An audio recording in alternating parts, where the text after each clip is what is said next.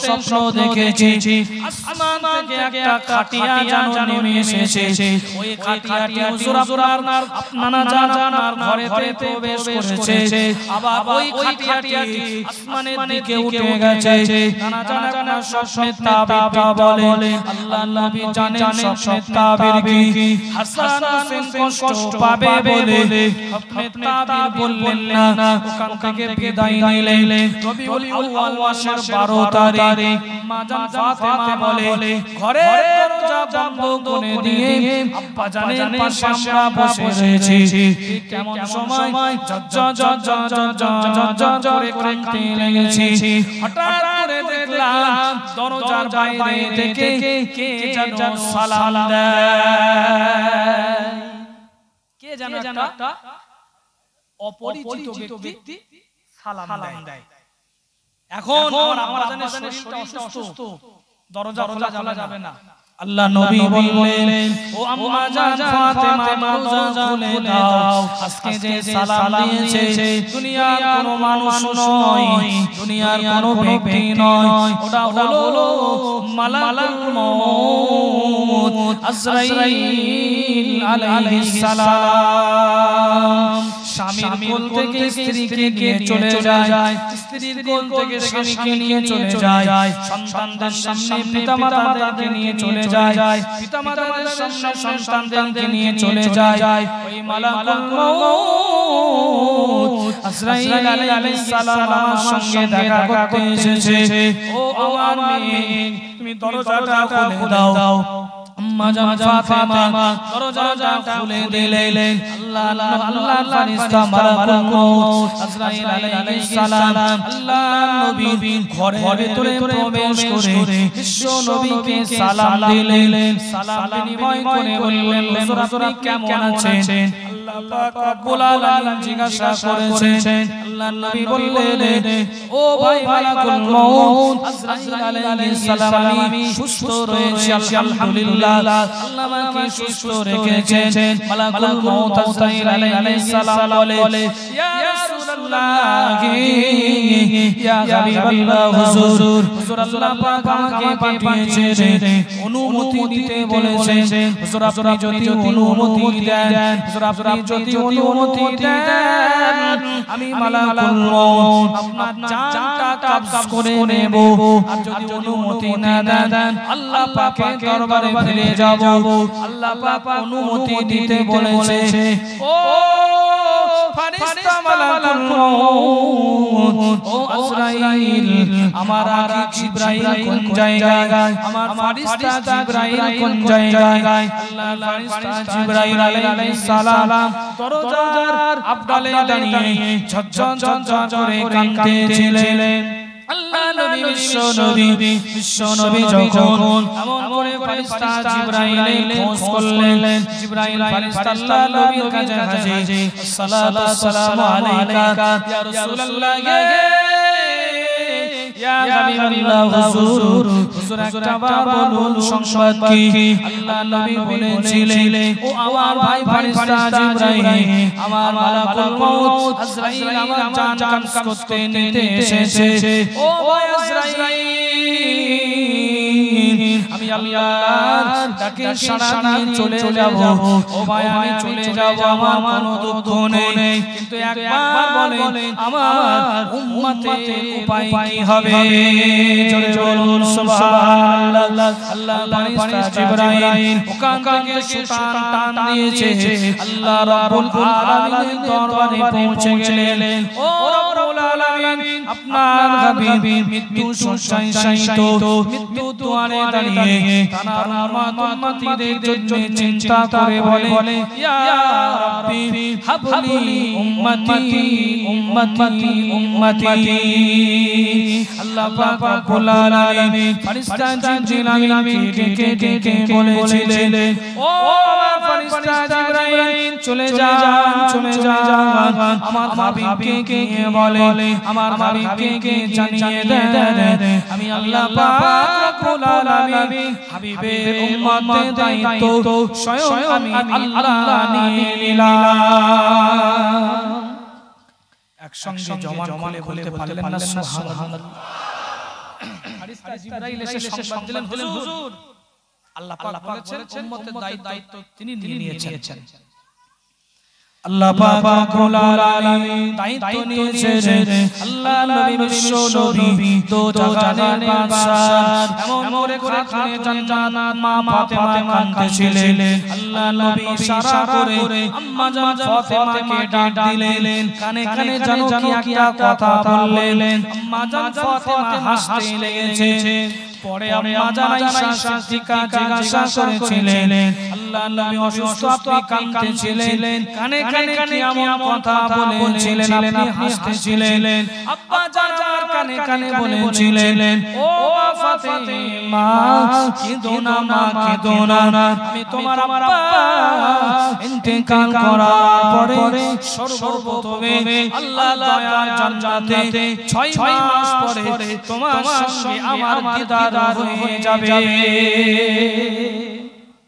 মানে আমি চলে যাওয়ার 6 মাস পরে তোমার ইন্তেকাল হয়ে যাবে। হ্যাঁ তুমি কেঁদো না। আম্মা জান ফাতেমা জোহরা তিনি হাসতেছেন। ঠিক তাই হয়েছিল। মাত্র 20 বছর বয়স হাসান হুসাইনকে রেখে খাতুনে জান্নাত তিনি রাসূলুল্লাহর কালে 6 মাস পরে বিদায় নিয়েছিলেন। আল্লাহ নবী ফেরেশতা আজরাইলকে অনুমতি দিয়ে দিলেন, ও ভাই আজরাইল তুমি জানটা কবজ করে নাও। আল্লাহ নবী ডান পাশে সিনা বরাবর ফেরেশতা আজরাইল আলাইহিস সালাম বসে আল্লাহ নবী বুকের উপরে, আল্লাহ নবী বুকের উপরে আজরাইল আলাইহিস সালাম আস্তে করে নিজের ডান হাতটা রেখেছেন। আল্লাহ নবী বলেন, ও ভাই আজরাইল তোমার মনে কি কোনো দয়া নেই, তোমার মনে কি কোনো মায়া নেই? এই হৃদয় তোমার বহুত পাহাড়টা কেন? আমি রাসূলুল্লাহ আমার বুকের উপরে চাপিয়ে দিলে, ইয়া রাসূলুল্লাহ ইয়া হাবিবাল্লাহ হুজুর বিয়াবি মাফ করুন। এত আসানের সঙ্গে এত ভালোভাবে এমন করে আরামের সঙ্গে পূর্বে কারো জান কবজ করা হয়নি। আল্লাহ নবী বলেছিলেন, ও আজরাইল আসানের সঙ্গে জান কবজ করলে যদি এত কষ্ট হয়, আমার উম্মতি তারা গুনাহগার হবে, আমার উম্মতি তারা এমন করে কমজোর হবে, তাদের শরীরটা দুর্বল হবে, তারা কিভাবে মউতের কষ্ট সহ্য করবে? ও ভাই আজরাইল আমি আমার বুকটা কষ্ট করে, আমি আমার বুকটা শক্ত করে ধরে নেই, আমার তামাম উম্মতের মউতের যত কষ্ট, আমার উম্মতের মউতে যত যন্ত্রণা, আমি তাদের নবী আমার বুকের উপর দিয়ে উঠিয়ে না। কি নবী! আমার উম্মতেরা গুনাহগার হবে, আমার উম্মতেরা কমজোর হবে, মওতের কষ্ট সহ্য করতে পারবে না। আমি বুকটা শক্ত করে ধরে নিচ্ছি, সব উম্মতদের পক্ষ থেকে যত কষ্ট হয় আমার বুকের উপরে চাপিয়ে দাও। কি দয়াল নবী আমরা পেয়েছি। আর সেই নবীকে দূরে রেখে আমরা হই করে বেড়াই। ঠিক বলছি না? পরিবর্তন হতে হবে না? মুসলমান ভাইরা আমার, আল্লাহর ফেরেশতা জিবরাইল আলাইহিস সালাম জান কবজ করছে। ফেরেশতা জিবরাইল হাজার হাজার রহমতের ফেরেশতা নিয়ে দাঁড়িয়ে আছে। আল্লাহ নবীর রূহ মুবারকটা নিয়ে আমার আল্লাহ পাকের দরবারে আদবের সঙ্গে নিয়ে যাবেন বলে ফেরেশতা জিবরাইল আমিন অপেক্ষায় রয়েছে। এমন করে আল্লাহ নবীর রূহ মুবারকটা বার করে নেওয়া হয়েছে, এমন করে শরীর থেকে এমন করে রূহ মুবারকটা বার করে নেওয়া হয়েছে। সকলে বলুন ইন্না লিল্লাহি ওয়া ইন্না ইলাইহি রাজিউন। এই সংবাদ যখন ওদিকে যখন আল্লাহ নবী ইন্তেকাল করছিলেন, হযরত আবু বকর সিদ্দিক রাদিয়াল্লাহু আনহু ওই জায়গায় ছিলেন না, তিনি একটু শ্বশুর বাড়িতে বেড়াতে গিয়েছিলেন। এটাও আল্লাহ পাকের পক্ষ থেকে হয়েছে। আবু বকর সিদ্দিক আল্লাহ নবীকে এত ভালোবাসে, আল্লাহ নবীর ইন্তেকাল চোখের সামনে দেখে সহ্য করতে পারবেন না। আল্লাহ নবীর ইন্তেকাল হয়ে গেছে, ঘরের ভিতরে আম্মা জানেরা কাঁদে, কান্নার রোল উঠে গেছে। ফেরেশতা জিবরাইল আলাইহিস সালাতু ওয়াস সালাম আল্লাহ নবীর রূহ মুবারকটা নিয়ে আল্লাহ পাকের দরবারে চলে গেলেন। আমার আল্লাহ পাক রব্বুল আলামিন বিশ্ব নবী নূহ মুবারককে জিজ্ঞাসা করেছিলেন, হে আমার হাবিবে নূহ, আপনি কোন জায়গায় থাকতে চান? আমার নবীদেরকে পূর্বে যে সমস্ত নবীরা ইন্তেকাল করেছে সবাই আমার জান্নাতের ভিতরে অবস্থান করছে। আল্লাহ নবীর নূহ মুবারক বলেছিলেন, ও রব্বুল আলামিন, না না না, আমার উম্মতদেরকে ছেড়ে আমি জান্নাতে থাকব না, আমি আবার আমার ওই দেহটাকে বেছে নিলাম। জোরে বলুন সুবহানাল্লাহ। আল্লাহ নবীর ইন্তেকালের ঘটনাটি বিশ্ব নবী, দয়ার নবী, মায়ার নবী, করুণার নবী, দয়া ছেড়ে দুনিয়া ছেড়ে বিদায় নিয়েছে। এই সংবাদটি যখন মসজিদে নববীতে পৌঁছে গেছে, সাহাবায়ে কেরামের ভিতরে কান্নার রোল উঠে গিয়েছে। একজন সাহাবী কাঁদতে কাঁদতে বেহুশ হয়ে পড়ে যায়। আল্লাহর নবীর পিছনে আর নামাজ পড়তে পারবো না, আল্লাহ নবীর পিছনে আর আমাদের নামাজ পড়া হবে না। বিশ্ব নবী দুনিয়ার জমিনে আর বেঁচে নেই। আল্লাহ নবী বিদায় নিয়েছে। আম্মা জানেরা কাঁদে। আল্লাহ নবী সাহাবীরা মসজিদে নববীর ভিতরে লুটুপুটি খেতে লেগেছে। বাবা নবী সাহাবীরা তো পরিমাণে কাঁদে, কাকে সান্ত্বনা দেবে? আল্লাহ নবীকে হারিয়ে তারা এমন করে এতিম হয়ে গেল। হযরত ওমর ফারুক রাদিয়াল্লাহু তাআলা আনহু বাড়িতে চলে গেলেন। বাড়িতে গিয়ে উলঙ্গ একটা তলোয়ার নিয়ে, এমন একটা চিয়া নিয়ে মসজিদে নববীর ঠিক দরজার কাছে বসে বসে চিৎকার দিয়ে বলে, হে নবীর সাহাবীরা শুনে রেখে দাও, তোমাদের ভিতর থেকে কেউ যদি বলো আমার নবী মারা গেছে, আমি ওমর আমার তলোয়ার নিয়ে আর ধর থেকে মাথাটা আলাদা করে দেব। আল্লাহ নবী যেমন মেরাজে গিয়েছিলেন তেমনি ভাবে আল্লাহ নবী আল্লাহর সঙ্গে দেখা করতে গেছেন। আল্লাহ নবী আবার ফিরে আসবেন। হযরত ওমর ঝরঝর করে কাঁদে, তলোয়ার নিয়ে যখন কথা বলে নবী সাহাবীরা একটু বন্ধ করলেন। আল্লাহ নবীর সাহাবী হযরত আবু বকর সিদ্দিকের কাছে খবর চলে গেল, ও আবু বকর ফিরে চলো, আল্লাহ নবী আর বেঁচে নেই। হযরত আবু বকর সিদ্দিক রাদিয়াল্লাহু আনহু শ্বশুর বাড়ি থেকে থরথর করে কাঁদতে আসলেন। আম্মা জান আয়েশার ঘরের ভিতরে প্রবেশ করলেন।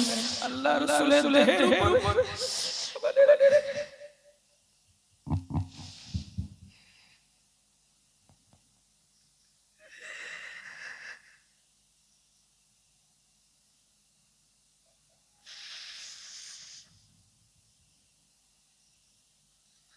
শরীফ আল্লাহ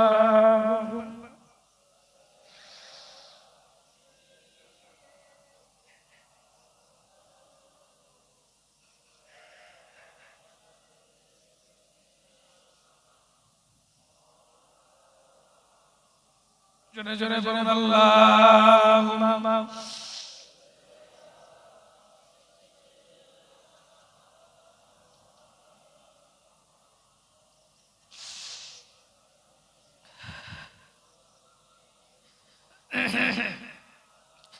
হযরত আবু বকর সিদ্দিক কাঁদতে এসে আল্লাহ নবীর শরীরের উপরে এমন একটা ডোরা কালো চাদর দিয়ে ঢাকা দেওয়া ছিল। দৌড়ে এসে চাদরটা আলগা করলেন। চাদরটা আলগা করে নেওয়ার পরে হযরত আবু বকর সিদ্দিক সহ্য করতে পারলেন না। দৌড়ে দৌড়ে গিয়ে আল্লাহ নবীর কপালে বারবার পানি চুমা দিতে লেগেছে। আরে আল্লাহ নবীর উপরে কুফারে কুরাইশরা কত কষ্ট দিয়েছে। আল্লাহ নবী কোনদিন ভালো করে খেতে পারেননি, নবী কোনদিন ভালো করে বিছানায় শুতে পারেননি। সব সময় এই যুদ্ধে তিনি নেতৃত্ব দিয়েছেন। আমি আবু বকর ভালো করে জানি আল্লাহ নবী কত কষ্ট করে হিজরত করেছেন। আল্লাহ নবীর আজকে মাথায় কপালে তিনি চুমা দিলেন। চুমা দিয়ে ওখান থেকে আর কিনা তিনি সান্তনা দেবেন। কে কাকে সান্তনা দেয়? হযরত আবু বকর সিদ্দিক রাদিয়াল্লাহু তাআলা আনহু ওখান থেকে তিনি একটু শক্ত হলেন, তিনি কান্নাটি বন্ধ করে আম্মা জানদেরকে সান্তনা দিলেন। সান্তনা দিয়ে মসজিদে নববীতে তিনি যখন পৌঁছে গেছেন, মসজিদে নববীতে গিয়ে দেখে নবীর সাহাবীরা কেউ কাঁদতে কাঁদতে বেহুশ হয়ে পড়ে আছে। হযরত বেলাল বেহুশ হয়ে পড়ে আছে, অন্যান্য সাহাবীরা ঝরঝর করে কাঁদে। ওমর তলোয়ার নিয়ে বসে রয়েছে। হযরত আবু বকর সিদ্দিক রাদিয়াল্লাহু আনহু মনে ভাবলেন, এই পরিবেশটা যদি চেঞ্জ করা না যায়, নবী সাহাবীরা সব পাগল হয়ে যাবে। হযরত আবু বকর সিদ্দিক রাদিয়াল্লাহু আনহু আল্লাহ নবী সাহাবীদের কোনো কথা বললেন না। কোন কথা না বলে হযরত আবু বকর সিদ্দিক কুরআনুল কারীমের একটা আয়াত তেলাওয়াত করলেন। 4 নম্বর পারায় 7 এসেছে, বিসমিল্লাহির রহমানির রহিম, ওয়া মা মুহাম্মাদুন ইল্লা রাসূল কদ খালাত মিন ক্বাবলিহির রাসূল। এই আয়াত যখন পাঠ করলেন, ওয়া মা মুহাম্মাদুন ইল্লা রাসূল, আল্লাহ নবী তিনি একজন নবী ছিলেন, রাসূল ছিলেন। কদ খালাত মিন ক্বাবলিহির রাসূল, ইতিপূর্বে অনেক নবীরা এসেছে, কোন নবী দুনিয়ার জমিনে সারা জীবন থাকেনি। কোন নবী পৃথিবীর জমিনে সারা জীবন থাকেনি। সবাই আল্লাহর ডাকে সারা দিয়ে একদিন বিদায় দিয়ে চলে গেছে।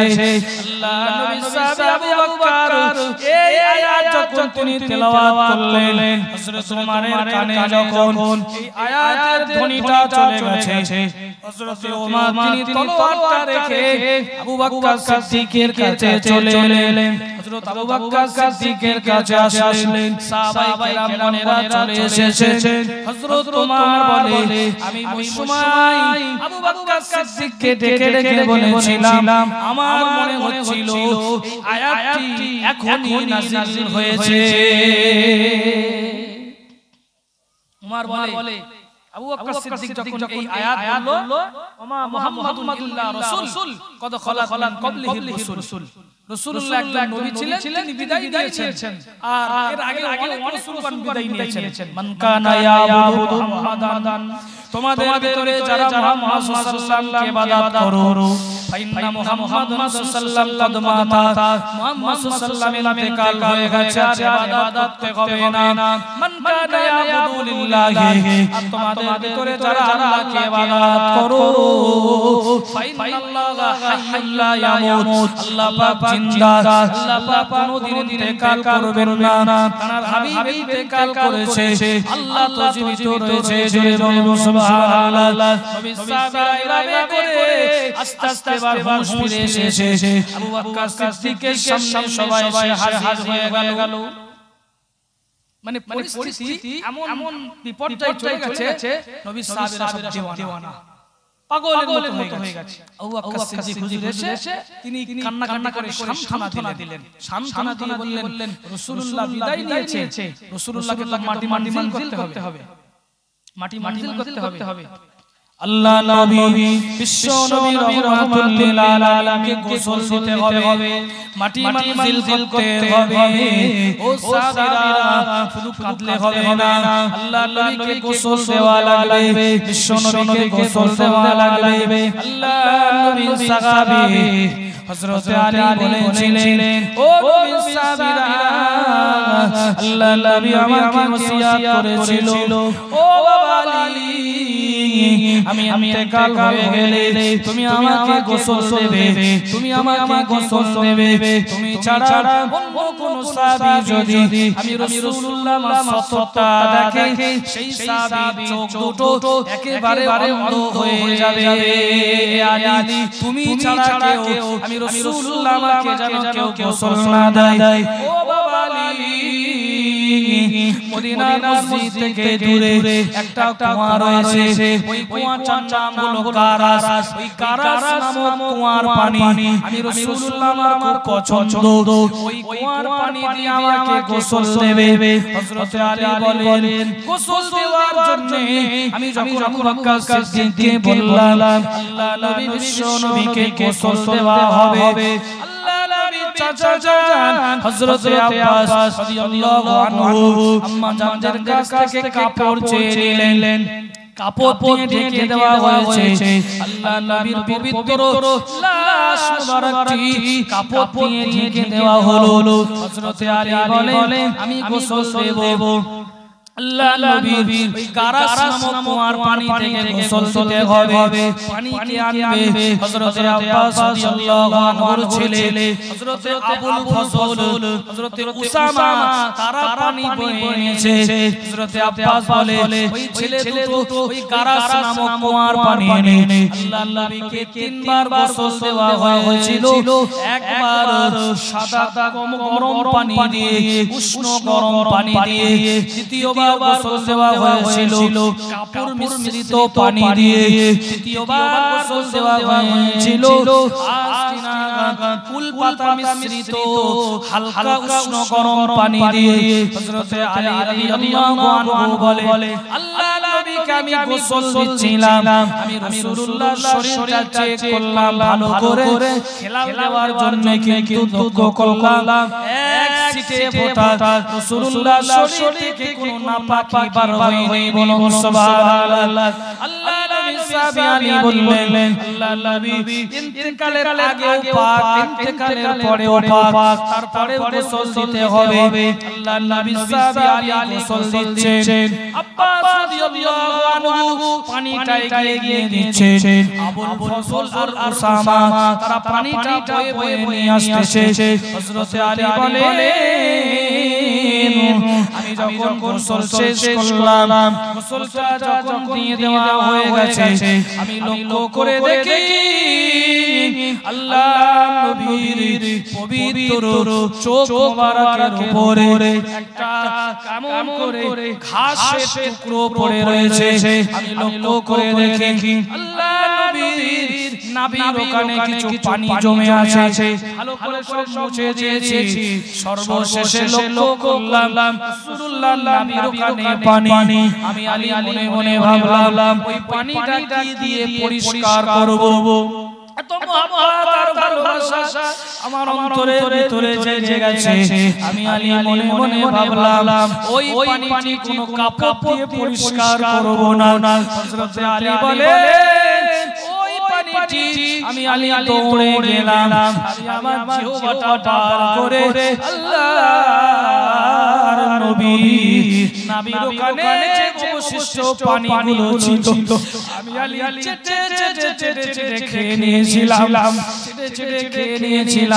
আমি ওই ঘাসের টুকরো যেটা দেখেছিলাম, আমি আলী আমার মনে মনে হলো হাত দিয়ে রাসূলুল্লাহর শরীর থেকে ঘাসের টুকরোটা উঠানো যাবে না। আমি রাসূলুল্লাহর শরীরে হাত না দিয়ে আমি আমার ঠোঁট দিয়ে আস্তে করে ওই ঘাসের টুকরোটা উঠিয়ে নিয়েছি। হযরত আলী বলে আমি রাসূলুল্লাহর গোসল দেওয়ার পরে ওই অবশিষ্ট পানিটি পান করে নেওয়ার পর থেকে আল্লাহ রাব্বুল আলামিন আমার স্মৃতি শক্তি, মেধা শক্তি, স্মরণ শক্তি এত পরিমাণে বাড়িয়ে দিয়েছিল, আমি আলী একটা কথা একবার শুনলে আর কোনোদিন ভুলে যেতাম না।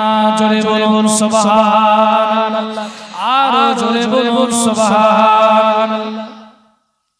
গোসল দেওয়া হয়ে গেছে। হযরত আবু বকর সিদ্দিক বললেন হুজুরকে তো দাফন করতে হবে, কোন জায়গায় দাফন করা যায়? একজন সাহাবী বলে আল্লাহ নবীকে গিয়ে মক্কায় দাফন করব, আব্দুল মুত্তালিবের ভিটা আব্দুল্লাহর ভিটায় গিয়ে দাফন করব। আর একদল বলে না না, আল্লাহ নবীর আব্বার কবর যে জায়গায় আছে আবওয়া নামক জায়গায়, ওই জায়গায় মাটি মানজিল করতে হবে।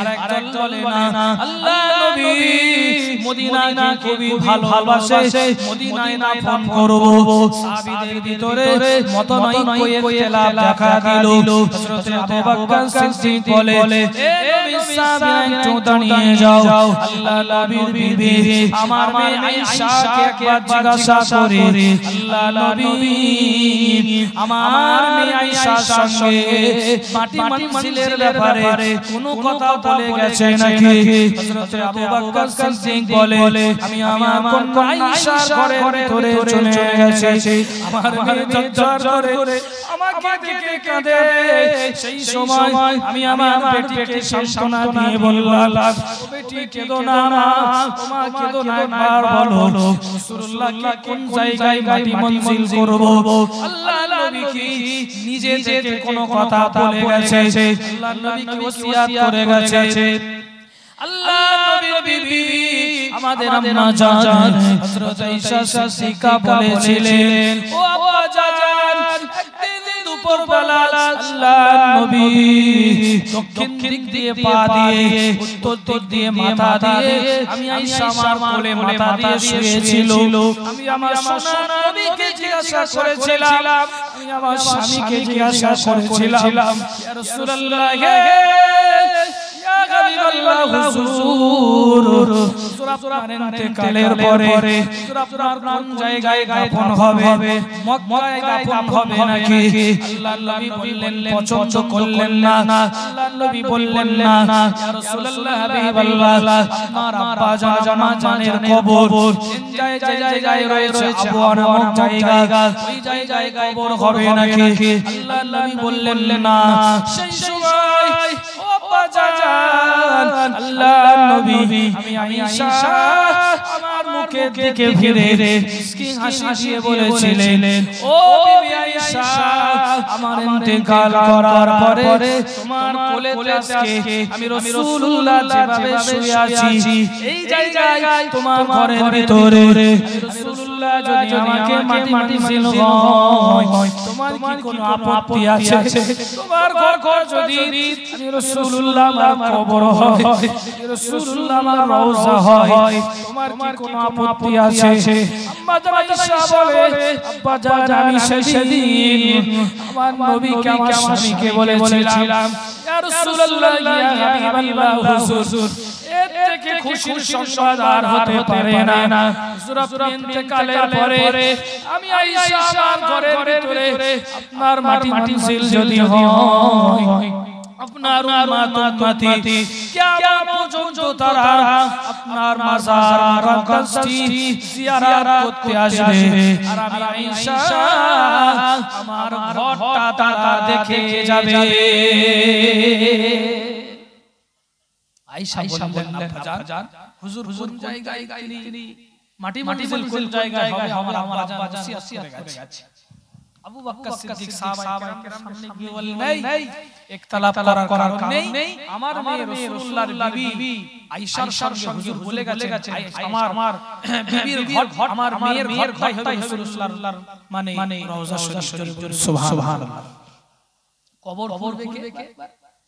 কবর খুলবে কে সাহাবীদের ভিতরে ইখতিলাফ হয়ে গেছে সাহাবীদের ভিতরে ইখতিলাফ হয়ে গেছে মুহাজির সাহাবীদের ভিতরে একজন সাহাবী কবর খোঁড়ার কাজ করতেন ওই সাহাবীটার নাম হলো হযরত আবু উবাইদা তিনি বাবা বাক্স কবর খুঁড়তেন আমরা যে কবরটা খুঁড়ি আর আনসারী সাহাবীদের ভিতরে একজন সাহাবী হযরত তালহা রাদিয়াল্লাহু তাআলা আনহু তিনি এমন করে পাগলি কবর খুঁড়তেন যেটা সিন্ধুকে কবর বলা হয় সোজা করে এভাবে ভিতরে করে দেওয়া হয় ওই জায়গায় লাশ ঢুকিয়ে তারপরে মাটি দেওয়া হয় দুজন সাহাবী আমি বলে আমি কবর করব ও বলে আমি কবর করব হযরত আবু বকর সিদ্দিক রাদিয়াল্লাহু আনহু বলে নিজেদের ভিতরে ইখতিলাফ না করে তোমরা বাড়িতে চলে যাও সোমবার দিন কেটে গেছে মঙ্গলবার দিন 12 তারিখ চলে গেছে 13 তারিখ চলে গেছে 13 তারিখ পরে 14 তারিখের রাত দিন গত রাতে এমন করে ডিসিশন হচ্ছে হযরত আবু বকর সিদ্দিক বললেন ও নবী সাহাবীরা তোমরা বাড়িতে চলে যাও আগামী কাল সকালবেলা এই দুজন সাহাবীর ভিতর থেকে যে সাহাবী আগে মসজিদে নববীতে আসবে ওই সাহাবী রাসূলুল্লাহর কবর মোবারকটা খুঁড়বে জোরে বলুন সুবহানাল্লাহ দুজন সাহাবী বাড়িতে চলে গেছে একজন হলেন আবু উবাইদা ইনি বাক্স কবর খুঁড়তেন আর আবু তালহা তিনি বাগলি কবর খুঁড়তেন সিন্ধুরি কবর বলা হয় দুজন সাহাবী বাড়িতে গিয়ে অপেক্ষা করছেন কখন সকাল হবে কিতাবের ভিতরে পাওয়া যায় এই নবীর উম্মতেরা দুনিয়ার জমিনে আল্লাহর নবী কবরটাকে খুঁড়বে কিতাবের ভিতরে পাওয়া যায় সকাল হয়ে গিয়েছে হযরত আবু উবাইদা সকাল আসতে পারেননি আবু উবাইদা আসার আগে আল্লাহর নবীর সারি সাহাবে আল্লাহর নবীর সারি সাহাবে মহব্বতের সাহাবী হযরতে তালহা রাদিয়াল্লাহু আনহু এমন করে কোদালা ছুরি নিয়ে মসজিদে নববীতে হাজির হয়ে গেছে হযরত আবু বকর সিদ্দিক অনুমতি দিয়ে দিলেন বাবা চলে যাও তুমি কবরটা খোঁড়ো আম্মা আয়েশা সিদ্দিকার ঘর থেকে রাসূলুল্লাহর পবিত্র লাশ মুবারক একটু সাইড করা হলো ওই জায়গায় কবর করা হচ্ছে আল্লাহর নবী সাহাবী তালহা রাদিয়াল্লাহু আনহু তিনি পাগলি কবর খুললেন সুন্দর করে কবর খুললেন আল্লাহর নবীকে শেষবারের মতো ওই আমি বললাম এমন করে কুল পাতা বিস্তৃত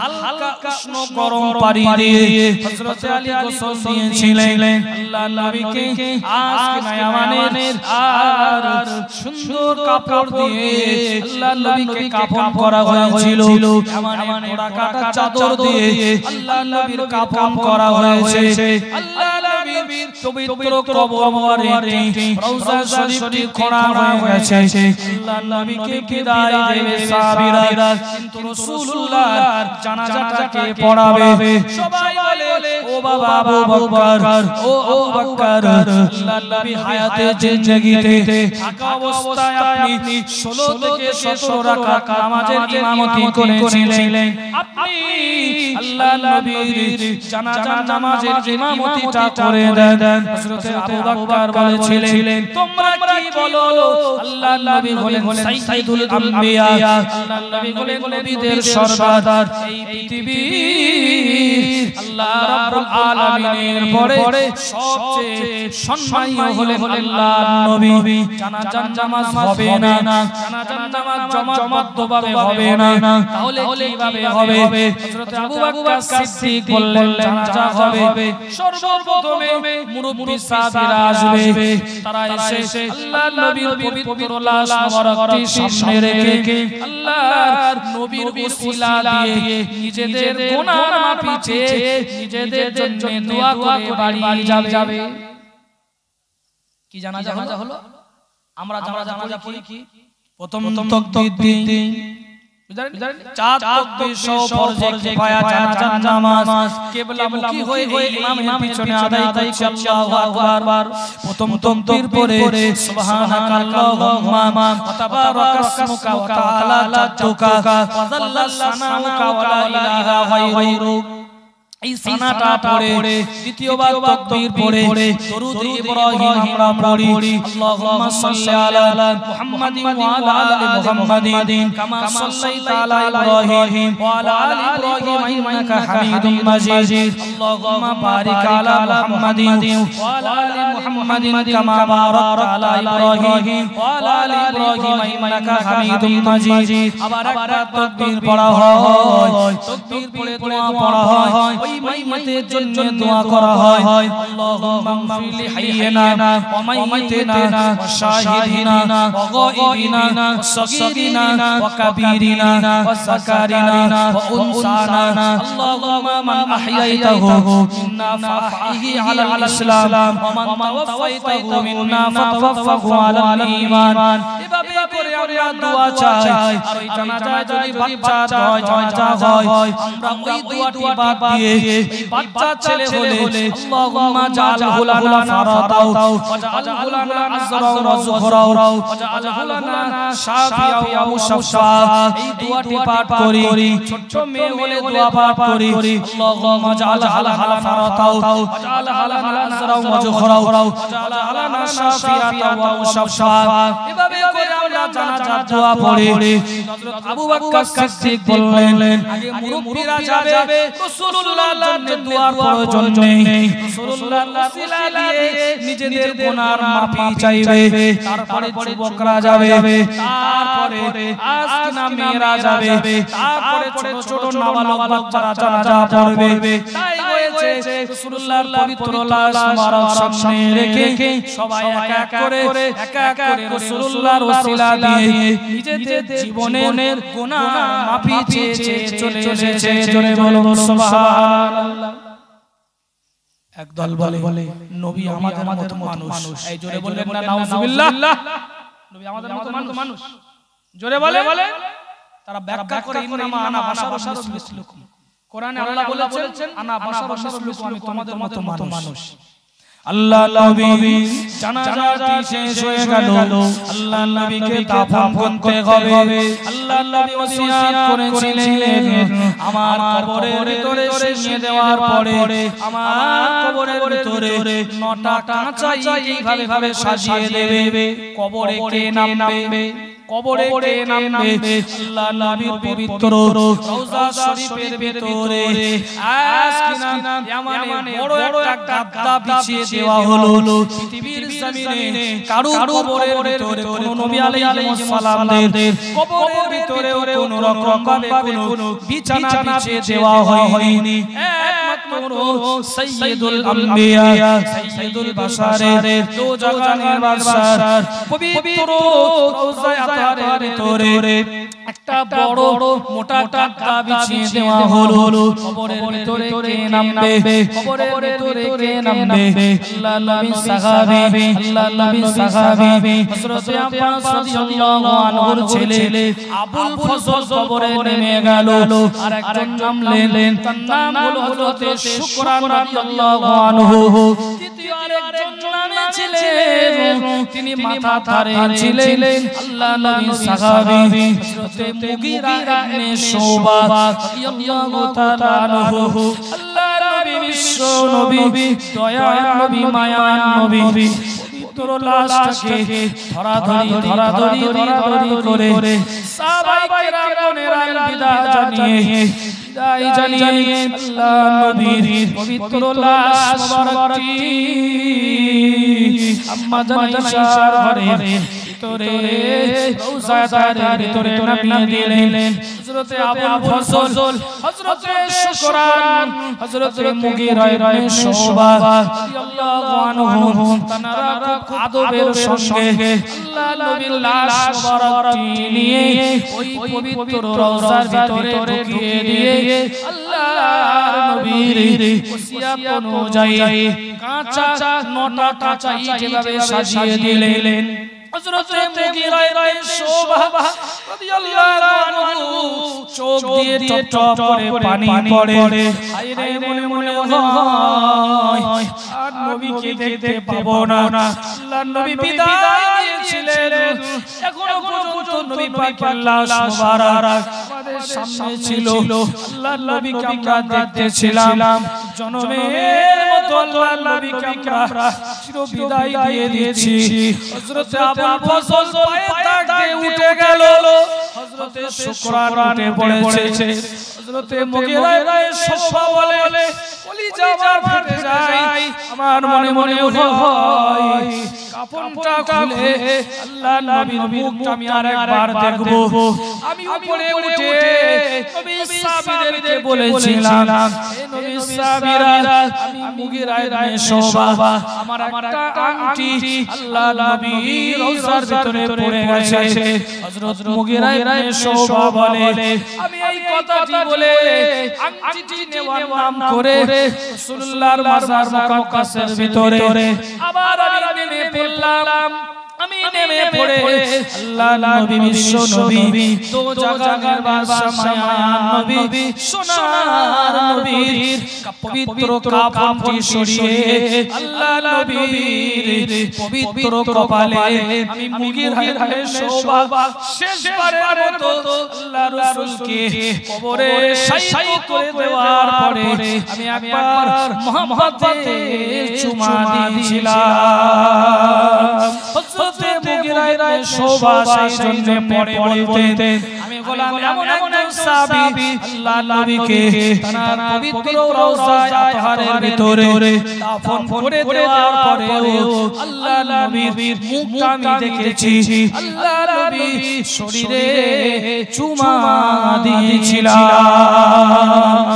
মুগিরা শোভা কবর থেকে উঠে পড়লেন, আজকে না নটা কাঁচাই সাজিয়ে দিয়ে আল্লাহ নবীর মাটি চাপা দেওয়া হচ্ছে। এদিকে আল্লাহ নবীর বিবি আমাদের আম্মা জানেরা বাইরে ছিলেন। আম্মা জান ফাতেমা বলে এমন করে 14ই রবিউল আউয়াল বুধবার 12টা থেকে 12:30 বাজে আম্মা জান আয়েশার ঘর থেকে যখন কোদালের আওয়াজ আমরা শুনতে পেলাম, আমরা বুঝতে পেরেছি নূর নবী, দয়ার নবী, মায়ার নবী আমাদের কাছে আর নেই। আম্মা জানেরা কাঁদে, আল্লাহ নবী সাহাবীরা কাঁদে, হারে আল্লাহ নবীকে হারিয়ে চিরজনমের মতো আমরা এতিম হয়ে গেছি। আল্লাহ নবী বিশ্ব নবীর ওই পবিত্র রূহ মোবারকটি যখনই আজ কবর মোবারক রওজা মোবারকটি ঢেকে দেওয়া হয়েছে, আল্লাহ পাকের অনুমতিতে ওই রূহ মোবারকটি আবার ফিরে এসে আল্লাহ নবীর পবিত্র শরীরের ভিতরে ঢুকে গেছে। জোরে বলুন সুবহান, আর একটু জোরে বলুন সুবহানাল্লাহ। তাকবীর দেন, নারে তাকবীর, নারে তাকবীর। বিশ্বনবীর জীবনী জলসা, বিশ্বনবীর জীবনী জলসা, মাসলাকে মুজাদ্দিদে জামান, সিলসিলায়ে হয় ফুরফুরা সরি। আল্লাহ রাসূলকে হারিয়ে সাহাবায়ে কেরামরা চির এতিম হয়ে গেল। আল্লাহ নবী দাফন করে দিলেন। রাসূলুল্লাহ হলেন হায়াতুন নবী, আল্লাহ নবী সাহাবী সে সময় বলেছিলেন আল্লাহ রাসূল হলেন হায়াতুন নবী, আল্লাহ নবী পবিত্র মাজার মুকদ্দাসের ভিতরে জিন্দা। জোরে সুবহানাল্লাহ। কি গো বিশ্বাস আছে তো নাকি? না ঈমানটা টলমল কোন ইউটিউব হুজুরে ভিডিও দেখে রাসূলুল্লাহ মুরদার নাউজুবিল্লাহি মিনাল জালি ঈমানটা ভুলে যায়নি তো? নবী সাহাবীদের আকীদা ছিল রাসূলুল্লাহ হায়াতুন নবী, মাজার মুকদ্দাসের ভিতরে জিন্দা। তাবিদের আকীদা, মুহাদ্দিস কিরামদের আকীদা, বুঝতে পেরেছেন? মাযহাবের ইমামদের আকীদা, চার তরিকতের বড় পীর আব্দুল কাদের জিলানী বাগদাদী রাহমাতুল্লাহ আলাইহি, হুজুর হযরত খাজা মাঈনুদ্দিন চিশতি আজমিরি রাহমাতুল্লাহ আলাইহি, হুজুর হযরত আহমদ সিরহান্দি মুজাদ্দিদ আল হাসানি পাঞ্জাবি শুয়াছিলাম, একবার ওখানে গেছি। হুজুরের আকীদা, হুজুর হযরত ওয়াহাবউদ্দিন নকশবন্দি রাহমাতুল্লাহ আলাইহি, হুজুর হযরত হারে বারেশ্বর রাহমাতুল্লাহ আলাইহি, হুজুর হযরত আমিরুশ শরিয়াত কুতুবুল আলাম আল হযরত দাদা পীর রাহমাতুল্লাহ আলাইহি আকীদা হলো রাসূলুল্লাহ মাজার মুকদ্দাসের শরীরে জিন্দা। জোরে বলুন সুবহানাল্লাহ। আপনার আকীদাটা ওই ইউটিউব হুজুরের কথা শুনে টলমল হয়ে যায়নি তো? নবীর জীবনী থেকে শুনতে না, রাসূলুল্লাহ মাজার মুকদ্দাসে জিন্দা। আজও রাসূলুল্লাহর মাজারে লেখা রয়েছে ইয়া আইয়ুহাল্লাযীনা আমানু, হে ঈমানদার বিশ্বাসী বান্দারা, লা তারফাউ আসওয়াতাকুম, তোমরা তোমাদের গলার আওয়াজটি উঁচু করো না, ফাওকা সাউতিন নবী, নবী পাকের গলার আওয়াজের উপরে। এই আয়াতটা নাযিল হয়েছিল অনেক আগে, এখনো কিন্তু আয়াতটা লেখা আছে। তার কারণ হলো আল্লাহ নবী সশরীরে মাজার মুকদ্দাসে জিন্দা ওই জায়গায় হুড়ি করা যাবে না ওই জায়গায় বিয়াদবি চলবে না আল্লাহ পাক বললেন লা তারফাউ আসওয়াতাকুম ফাওকা সাউতিন নবী নবীর গলার আওয়াজের উপরে যেন তোমাদের গলার আওয়াজ না যায় যদি চলে যায় আনতা ওয়া তা'মালুকুম আমি আল্লাহ পাক বলছি লা তারফাউ আসওয়াতাকুম ফাওকা সাউতিন নবী ওয়ালা তাজহারু লাহু বিকাওলি কাজাহারি বা'দিকুম লিবা'দিন আন তাহবাতা আমালুকুম ওয়া আনতুম লা তাশউরুন নবীর সঙ্গে বিয়াদবি হয়ে গেলে তোমাদের সারা জীবনের আমলগুলো সব বরবাদ হয়ে যাবে বলুন নাউজুবিল্লাহ মিথ্যা কথা বলছি হাদিসের যারা জিজ্ঞাসা করে আয়াত লেখা আছে রাসূলুল্লাহ মাজার মুকদ্দাসে জিন্দা এখানে কথা বলা আস্তে আস্তে কথা বলতে হবে বুঝতে পেরেছেন সেই নবীর জলসা আমরা এসেছি রাসূলুল্লাহ তিনি ভূমিষ্ঠ হলেন রব্বি হাবলি উম্মতি আম্মা জানা না বলে মুখটা লাগিয়েছে রব্বি হাবলি উম্মতি হ্যাঁ রাসূলুল্লাহ মিরাজে গেছে আল্লাহ পাক আমার উম্মতের উপায় কি হবে বিদায় চলে যাচ্ছেন রব্বি হাবলি উম্মতি আমার উম্মতের উপায় কি হবে উম্মত আমরা কি করেছি রাসূলের জন্য কি করেছি নবীর দ্বীনের জন্য বুঝতে পারেননি হ্যাঁ কি করেছি নবীর দ্বীনের জন্য মুহাম্মদ সাদুর শরীফ আল্লাহুম্মা সাল্লি আলা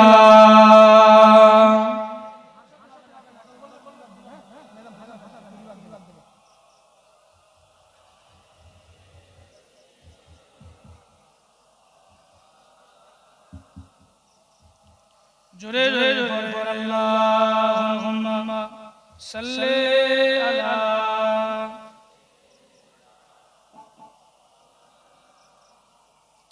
ওয়া আলা আলি সাইয়্যিদিনা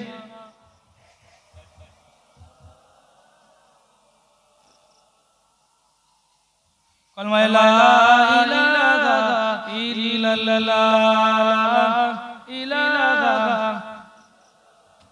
লা ইলাহা ইল্লাল্লাহ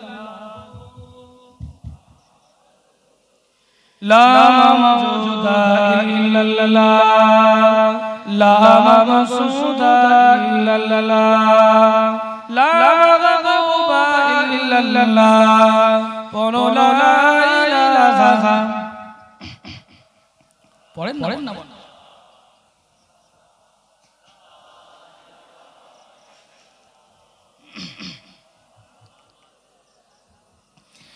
প্রিয় নবী মোদের ছেড়ে চলে গেল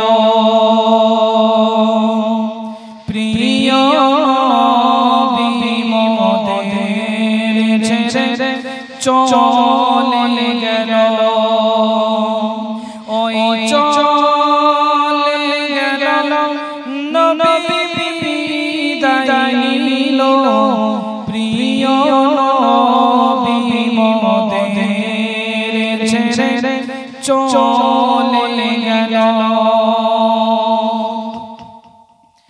ওমর ফারুক তলোয়ার নিয়ে গাতে পাগলের মতো ওমর ছুটতে থাকে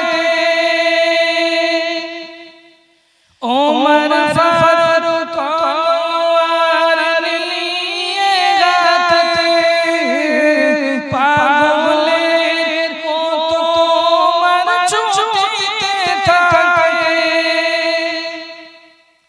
কে বলিল নবী আজ নীল বিদায়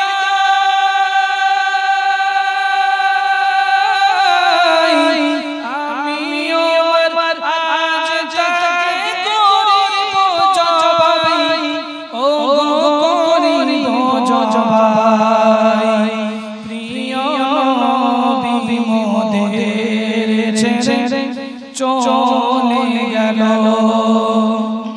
ওই চলে গেল নবী বিদায় নিল প্রিয় নবী মোদের ছেড়ে চলে গেল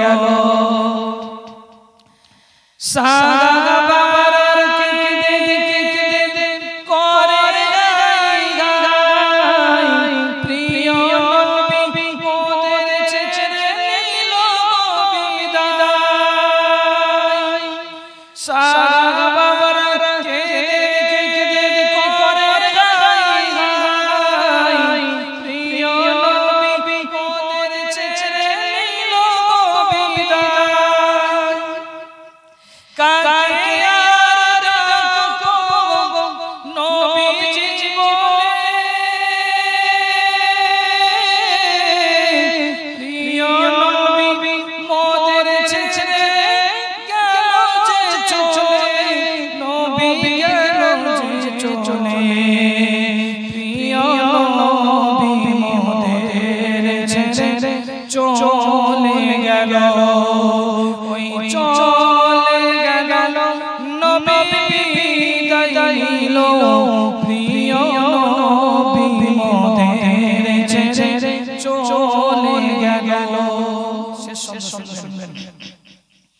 মা ফাতেমা কেঁদে বলে আপা জান, হাসান হোসেন কাকে আর ডাকবে না জান। মা ফাতেমা কেঁদে বলে আপা জান, হাসান হোসেন কাকে আর ডাকবে না জান।